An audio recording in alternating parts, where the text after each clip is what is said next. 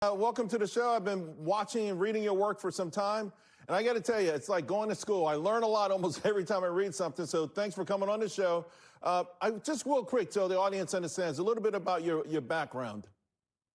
Absolutely. So I am a former FANG engineer. I've worked at Apple, Intel, Qualcomm, and I've always been interested in investments. And where I found a hole is trying to explain the engineering underneath that investment. So that's where BluBird Capital comes about. It's an independent research platform, and where I come in as an engineer, and I try to explain the engineering underneath the investments. I talk directly to the people that do the engineering. Right. So let's start with some of the big news here recently, right? Last night, this big IPO, CXMT, 212 times oversubscribed. There were three players that, for a long time felt like they had this to themselves, right? Micron, Hynix, and Samsung. Now you've got this Chinese-backed player. I think the Chinese government, one way or the other, has almost 40%. And I talked earlier in the show about this. Are we eventually going to see the same playbook where they undercut, with the pricing and just take market share? Already, think about this. Apple is lobbying the White House to use their chips. I absolutely don't think CXMT is a threat at all. And I've written about it. I'll tell you why. One is they are 3 cadence behind, where the technology from Micron and SK Hynix, which are the two main leaders in this memory wars. Their yield is 25%, which means they weigh 75% of the die. They're 3 cadence behind. Their pricing is 30% higher. Their HBM output is way lower than Micron and SK Hynix. So I don't think they have any competitive moat with these former ones. On top of it, China's own internal demand cannot be fulfilled by CXMT.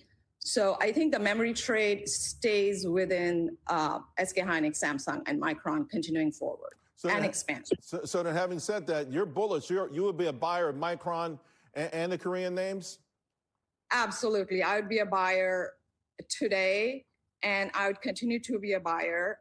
My target for Micron year end and even January 2027 is around 1,200, which is quite a bit, potential higher from here. I see the ROI that Google last week presented. They're 80% growth in cloud, right?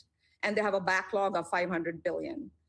Then last week also we learned about Kimi K3. What Kimi K3 said is open source models are going to be in the future mix. What that means is cheaper tokens, more usage, more agents, which just means more memory because the context window gets bigger. We already know there is more memory per GPU, which went from 96 gigabyte to now 300 gigabytes. Right. There is no end to memory usage, and we haven't even gone to autos and physical AI.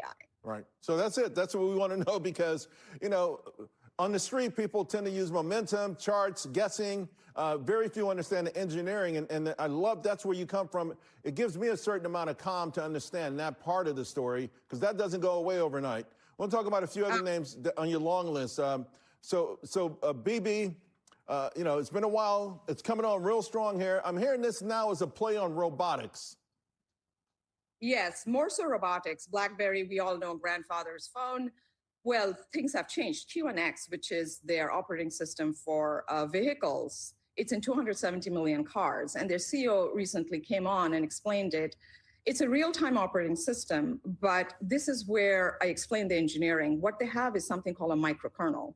The microkernel is individual kernels that are separated. They work in kind of a siloed way where if something breaks in the main core memory system, they can rebuild from start, which is why BlackBerry QNX is used in so many vehicles. They have contracts, but RTOS is not difficult to build. What is difficult is getting the certification, which takes years, and having the certification for each of these major car manufacturers. So yes, QNX and their future Alloy Core. So QNX right now is about $3 per vehicle in royalties. Alloy Core, which is their future, which consolidates a lot of these into more of a software future for the vehicle, will make it go from $3 to $9. Wow.